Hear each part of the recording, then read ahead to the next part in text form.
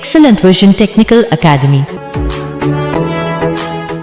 तो जब यहाँ आए तो पता चला हिंदी और इंग्लिश दोनों में जो है मिक्स करके पढ़ाया जाता है। लेकिन जो इस मेरा जो फाइनल सिलेक्शन जब हुआ उस समय जब मैं पेपर देने गया तो अपने आप को बहुत रिलैक्स महसूस हुआ, क्योंकि मेरा कोर्स कंप्लीट हो चुका था।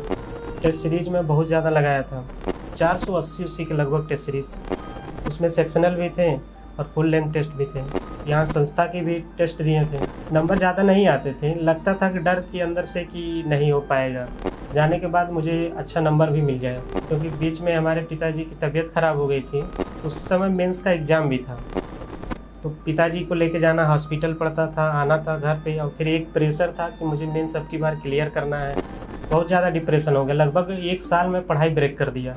पूरे जर्नी में लगभग साथी थे, अभी तक भी उन्हीं का योगदान है कि मैं इलाहाबाद में हूँ। ऑनलाइन कोर्स चल रहा था हम लोगों का, उसमें टोटल का टोटल हम लोग सिलेबस कंप्लीट, उस समय मैं टेस्ट सीरीज ज्वाइन। पहली बार तो सिलेबस कंप्लीट करिए।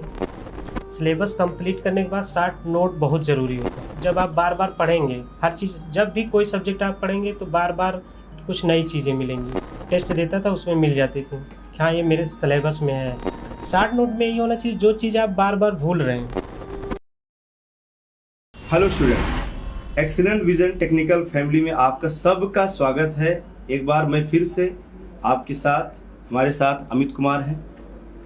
हम लोग एक छोटा सा इंटरव्यू करने वाले हैं, लेकिन उसके पहले मैं आपको बता दूं कि एक्सीलेंट विजन में लगभग 100 स्टूडेंट्स का डेटा मिल चुका है, जो लोग इस बार एसएससी 2024 में सिलेक्शन एक्सीलेंट विजन फैमिली से ले चुके हैं। हमारे साथ आजमगढ़ निवासी अमित कुमार जी हैं। इन्होंने बीआरओ में सिलेक्शन लिया है, बॉर्डर रोड ऑर्गेनाइजेशन में इन्होंने सिलेक्शन लिया है। सबसे पहले एक्सीलेंट फैमिली की तरफ से, एक्सीलेंट टेक्निकल विजन की तरफ से मैं इनको और इनके पूरे परिवार को बहुत सारी बधाई और शुभकामनाएं देना चाहूँगा।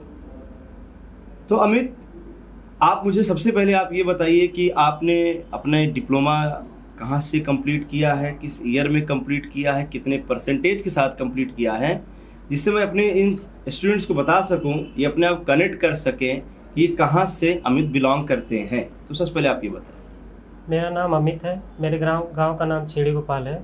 मैं आजमगढ़ का रहने वाला हूं और मैं गवर्नमेंट पॉलिटेक्निक आजमगढ़ से डिप्लोमा 2019 में कंप्लीट किया हूं और मेरा जो परसेंट है 77% है। उस समय जब मैं डिप्लोमा पास आउट हो गया तो मुझे नहीं पता था कि करना क्या है इसके आगे। फिर बाद में मेरे सीनियर थे, जैसे जो मैं इनसे बात करने वाला हूँ, पूछने वाला हूँ, जैसे एक्सीलेंट विजन कोचिंग में इन्होंने एडमिशन किस ईयर में लिया आपने? 2019 में इन्होंने एक्सीलेंट विजन में कोचिंग लिया। तो मैं ये पूछ रहा हूँ इनसे कि कहाँ से इनको पता चला कि एक्सीलेंट विजन में आना है, और ये अब बताएंगे कि एक्सीलेंट विजन में इन्होंने कितने कोर्स कब कंप्लीट किया, कितना टाइम लगा। क्योंकि जिस टाइम इन्होंने एडमिशन लिया 2019 में, उस टाइम में आपको भी पता है कोविड था। हमने पिछला इंटरव्यू भी किया तो वहाँ भी आपको बताया कि कोविड के टाइम में थोड़ा सा टाइम क्या हुआ, एक्सपेंड हुआ, लेकिन एक्सीलेंट विजन ने छात्रों की पढ़ाई कंटिन्यूअस बनी रहे, इसलिए ऑनलाइन प्लेटफॉर्म को भी जारी रखा था। जी ठीक है, तो कैसे पता चला अमित आपको? हमारे सीनियर थे एक सुधीर सर, वो जो है कि हम लोगों को बताएं कि इलाहाबाद में एक एक्सीलेंट विजन चलती है कोचिंग, वहाँ पे जाकर जो है कोर्स लेकर कंप्लीट कर लो। उसके बाद जो है एसएससी जेईई का एग्ज़ाम, हम लोगों को पता भी नहीं था तो एसएससी जेईई का एग्ज़ाम भी कोई होता है। फिर बाद में यहाँ आने के बाद जब कोचिंग में आए तो पता चला कि क्या करना क्या है। यहाँ 4 महीने हम लोग लगभग पढ़े होंगे, उसके बाद लॉकडाउन लग गया। सिलेबस हम लोगों का लगभग 2-3 सब्जेक्ट कंप्लीट हुआ था, बाकी सब ऑनलाइन कंप्लीट हुआ। कुछ पोर्शन ऐसे भी थे जो छूट गए ऑनलाइन के चक्कर में। और लगभग सिलेबस कंप्लीट होने के बाद हम लोग जब भी पेपर देने जाते थे तो ज़्यादा नंबर नहीं आता। तो फर्स्ट टाइम मैं जब पेपर देने गया तो उसमें मेरा 75 नंबर केवल आया। अच्छा, आपको बीआरओ मिला है? जी सर। तो आपको 2024 के इस वैकेंसी मिला, 2019 के आप पास आउट हैं, 5 साल हो गए। तो कितने अटेम्प्ट या टोटल आपने कितने आज तक पेपर दिए होंगे? लगभग 30 का मतलब 30 पेपर, 30th पेपर। आप देखिए 30 पेपर एग्जाम। इंपॉर्टेंट स्टूडेंट, मैं फिर से एक बार रिपीट करूंगा कि हिम्मत ना हारना ही सिलेक्शन की सबसे बड़ी कुंजी होने वाली है, सफलता की सबसे बड़ी कुंजी होने वाली है। जो फेलियर होते हैं वो टेम्परेरी होते हैं।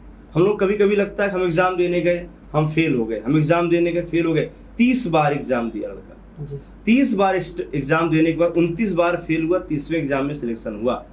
तो जो 29 बार फेल होना है ना, वो परमानेंट फेलियर नहीं है, वो आपका एक टेम्परेरी फेलियर था। और फाइनली जो आपका इन्होंने जो सक्सेस मिला वो परमानेंट सक्सेस है। तो मैं अमित से ये पूछना चाहूँगा कि इनका जो सिलेक्शन था उस दौरान जब आप क्लासरूम में क्लास पढ़ते थे, क्लास करते थे, तो चीज़ें आपको किस तरीके से एक्सेलेंट फैमिली में किस तरह से आपको क्लासरूम में आपको चीज़ों कैसे बताई जाती थी, एक्सप्लेनेशन वे क्या था, पढ़ाने का माध्यम क्या था, किस तरीके से पढ़ाया जाता था? पहली बात तो सर जो है कि हम लोगों को इंग्लिश ज़्यादा तो समझ में आती नहीं थी, तो हिंदी हम लोगों का मेन लैंग्वेज था। तो जब यहाँ आए तो पता चला हिंदी और इंग्लिश दोनों में जो है मिक्स करके पढ़ाया जाता है। और कोई संस्था आपको नहीं मिली होगी? और कोई संस्था नहीं मिली प्रयागराज में और कोई संस्था आपको नहीं मिली होगी जो इंग्लिश टू इंग्लिश ही पढ़ाए। सब इंग्लिश टू इंग्लिश ही पढ़ाते हैं, हिंदी इंग्लिश के साथ मिक्स करके एक्सीलेंट विजन ही अकेले पढ़ाता है। तो आप कभी ये मत सोचिए कि जो आपको कोई लैंग्वेज बैरियर है, यहाँ आपको समस्या होने वाली है। लैंग्वेज कोई बैरियर ही नहीं बनेगा। जी जी बिल्कुल। और तो जी उसके बाद जब सिलेबस कंप्लीट हो जाता है, जब भी हम लोग एग्जाम देने जाते थे तो पहले यही डर मरना रहता था क्या आएगा। जी एग्जाम से पहले एक हेजिटेशन हो जाता है, मतलब मेंटली प्रेशर हो जाता है कि क्या पूछ देगा। लेकिन जो मेरा जो फाइनल सिलेक्शन जब हुआ उस समय जब मैं पेपर देने गया तो अपने आप को बहुत रिलैक्स महसूस हुआ, क्योंकि मेरा कोर्स कंप्लीट हो चुका था। टेस्ट सीरीज में बहुत ज़्यादा लगाया था, लगभग टेक्स्ट बुक के मैं जो 480 के लगभग टेस्ट सीरीज 480 अप्रॉक्सीमेटली 500 टेस्ट दिए थे। उसमें सेक्शनल भी थे और फुल लेंथ टेस्ट भी थे। फिर यहाँ संस्था के भी टेस्ट दिए थे, टोटल के टोटल। नंबर ज़्यादा नहीं आते थे, लगता था कि डर के अंदर से कि नहीं हो पाएगा, लेकिन फाइनली जाने के बाद मुझे अच्छा नंबर भी मिल गया। आप ये बात जरूर नोटिस कीजिएगा, टेस्ट में अगर नंबर आपके कम आते हैं जी सर, तो ये कतई टेस्ट देना, आप सिर्फ टेस्ट एक एनालिसिस के लिए देते हो, सेल्फ एनालिसिस के लिए। नंबर से अपने आप को मत जोड़िए कहीं पर। नंबर से आप सिर्फ यही देखिए आपकी तैयारी अच्छी नहीं है, उस तैयारी को इम्प्रूव करने के लिए आप टेस्ट सीरीज देते हो, ना कि वो टेस्ट सीरीज कोई फाइनल रिजल्ट होता है। ठीक है, अब मैं पूछना चाहूँगा कि इस 5 साल की तैयारी में क्या तैयारी के जो तैयारी इन्होंने 5 साल 6 साल किया पूरी कंप्लीट तैयारी, उस दौरान क्या ये कभी डिप्रेशन वाले माहौल में भी जाते थे? हाँ सर, डिप्रेशन के माहौल में तो चले गए थे हम, क्योंकि बीच में हमारे पिताजी की तबीयत ख़राब हो गई थी। वो दरअसल कैंसर हो गया था, तो उस समय मेंस का एग्ज़ाम भी था। तो पिताजी को लेके जाना हॉस्पिटल पड़ता था, आना था घर पे, और फिर एक प्रेशर था कि मुझे मेंस अब की बार क्लियर करना है, पिताजी को भी दिखाना है। बहुत ज़्यादा डिप्रेशन हो गया, लगभग 1 साल में पढ़ाई ब्रेक कर दिया। उस समय पिताजी जब एक्सपायर हो गए तो पूरी 1 साल कुछ भी नहीं पढ़ा। आप सोचिए कि पिताजी एक्सपायर हुए, लंबी प्रिपरेशन हुई, उस दौरान अपने आप को मेंटल स्टेबल बना करके सिलेक्शन लेना, ये उन लोगों के लिए उदाहरण है जो बहानेबाजी बनाते हैं कि मुझे पढ़ाई का टाइम नहीं मिलता है, मुझे ये करने का टाइम नहीं मिलता है, मुझे टेस्ट देने का टाइम नहीं मिलता है। आप इस चीज़ को नोटिस कीजिए कि किस तरीके से यहाँ पर इतना मेंटल प्रिपेयर्ड होना, किसी फैमिली मेम्बर को खोना, उसके बाद पढ़ाई को कंटिन्यूअस बनाए रखना। तो मैं आपको ये जानना चाहूँगा कि आपकी जो पढ़ाई हुई, ये जनरेशन हुआ, तो पिताजी के साथ साथ आपको और कहाँ सपोर्ट मिला? हमारे पिताजी के साथ साथ हमारे नाना जी हैं जी, उनका नाम श्री द्वारिका प्रसाद हैं। ये नाम मैं इसलिए जानना चाहता हूँ कि नाम जानना बहुत जरूरी है। उन सारे लोगों का नाम आना चाहिए, सुनना चाहिए, देखना चाहिए जो इनके आज सिलेक्शन में जिम्मेदार हैं। इसीलिए तो हम लोग ये इसीलिए तो वही उनके लिए एक सम्मान की बात है। इसलिए देखिए, मैं नाना जी का भी नाम पूछ रहा हूँ, इनके पिताजी का भी नाम पूछना चाहूँगा। मेरे पिताजी का नाम श्री रामजीत प्रसाद था। रामजीत, स्वर्गीय रामजीत प्रसाद जी थे, तो उन्होंने इनके तैयारी में भरपूर भूमिका निभाई थी। बाकी फिर हमारे नाना जी पूरे जर्नी में लगभग साथी थे। अभी तक भी उन्हीं का योगदान है कि मैं इलाहाबाद में हूँ, क्योंकि इलाहाबाद में डिजर्व करना मतलब एक गार्जियन के ना होते हुए, क्योंकि घर में सबसे बड़ा मैं ही हूँ सर। और उसके बाद मेरे कितने भाई बहन हैं आप? 3 भाई हैं और 2 बहन हैं। अब मतलब इनके ऊपर सारी रिस्पॉन्सिबिलिटी आ चुकी है, और उम्मीद है, मैं ईश्वर से कामना भी करूंगा जिस तरह से ये इतने स्टेबल, अभी तक मेंटली स्टेबल रहे हैं, आगे भी ये अपने परिवार को लेके चलेंगे और मेंटली स्टेबल रहेंगे, और पूरा दायित्व, एक पिता का दायित्व अब वहाँ से निभाएंगे। ठीक है, तो आपका ये बात हो गई है। अब मेरे ख्याल से आप मुझे एक चीज़ ये बताइए जी सर। कि आपने ये जरूर बता दिया कि आपके साथ आपको सिलेक्शन लेने में डिले क्यों हुआ, ये आपने बता दिया। जी सर। पिताजी की समस्याएं थी। रेगुलरिटी शुरुआत में कितनी बनी थी आपकी? रेगुलरिटी कंटिन्यूअस तो जो है लगभग 2 साल तो कंटिन्यू, लॉकडाउन के बाद जब लॉकडाउन बीच में लग गया उसी में लगभग 1-2 महीने ब्रेक हुआ था। बाकी लेकिन ऑनलाइन कोर्स चल रहा था हम लोगों का, उसमें टोटल का टोटल हम लोग सिलेबस कंप्लीट कर टेस्ट सीरीज देना कब शुरू किया, मतलब सिलेबस कंप्लीट होने के बाद से कि दौरान से? नहीं सर, टेस्ट सीरीज में ये लास्ट में जब 2023 का एग्ज़ाम था उस समय मैं टेस्ट सीरीज ज्वाइन किया। मैं इसे एक बहुत बड़ा मेजर फैक्टर मानता हूं इनके सिलेक्शन डिले होने का। जी सर। 2019 में इन्होंने एडमिशन लिया, 2023 में टेस्ट सीरीज लगाना शुरू किया। मेरे ख्याल से आपका 20-21 में सिलेबस खत्म हो गया होगा। जी सर। मतलब अब आप सोचिए, मैं आपको इसलिए समझाता हूँ बार बार, हमारे सारे फैकल्टी, हमारे सारे साथी आपको इसलिए समझाते हैं कि आप सब्जेक्ट खत्म हो, सब्जेक्ट के दौरान सब्जेक्ट खत्म हो, टेस्ट सीरीज दीजिए और जैसे ही आप 50-60% सिलेबस कंप्लीट कर लें तो फुल लेंथ टेस्ट दें। देखिए, मैं बहुत ज़्यादा चीज़ों में वहाँ नहीं जाना चाहता हूँ, जो ठीक है अपनी बातें हैं, इनकी पर्सनल चीज़ें हैं, बहुत सारी कहानियाँ इनके साथ हैं, लेकिन हम लोग इंटरव्यू को बड़ा नहीं करेंगे।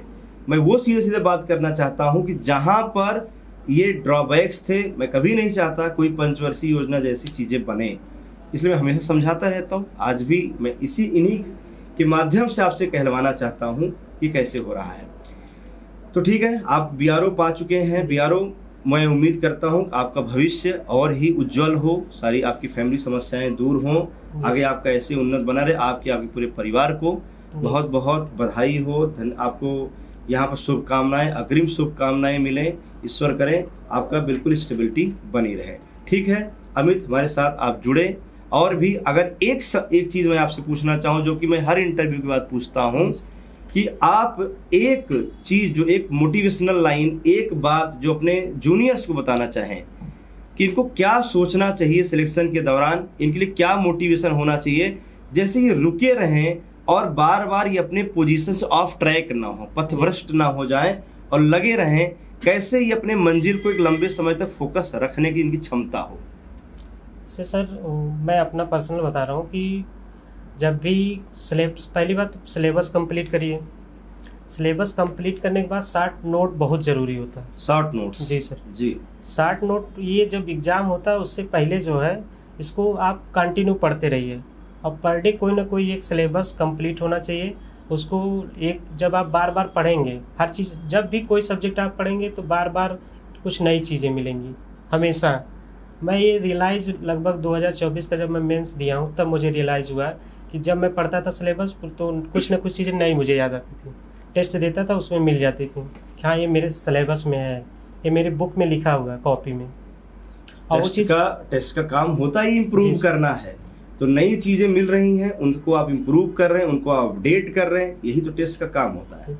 मैं यही मतलब बताना चाह रहा हूँ कि जो आप जितना टेस्ट देंगे और शॉर्ट नोट जितना रिवाइज करेंगे, शॉर्ट नोट्स में होना क्या चाहिए? शॉर्ट नोट में ये होना चाहिए जो चीज़ आप बार बार भूल रहे हैं, जिसको आप लगता है कि बार बार भूल रहे हैं। क्लासरूम में हम लोग यही बात बोलते हैं। हमारे स्टूडेंट गलती क्या करते हैं, आप भी गलती करते होंगे। ये आज जो बात बोल रहे हैं ये हो सकता हम ही फैकल्टी में से कोई आपको बताया हो, लेकिन मैं जानबूझ करके इनके मुंह से बुलवाना चाहता था कि शॉर्ट नोट्स कैसे बनाएं।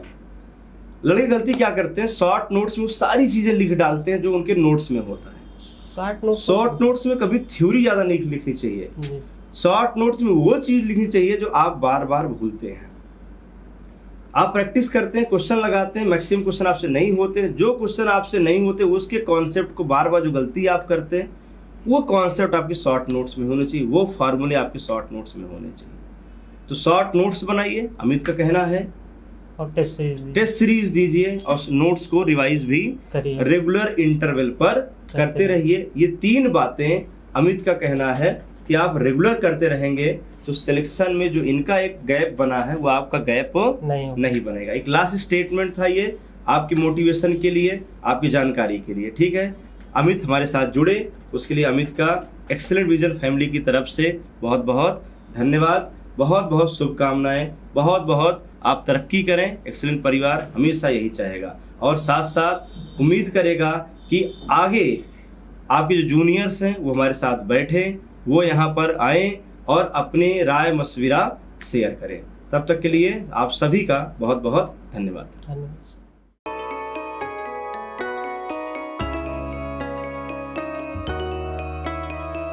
Excellent Vision Technical Academy. Excellent Vision online app Google Play Store से download. Branch office plot number 198 house number 504 by 398. Mobile 945495100370802452228960528475.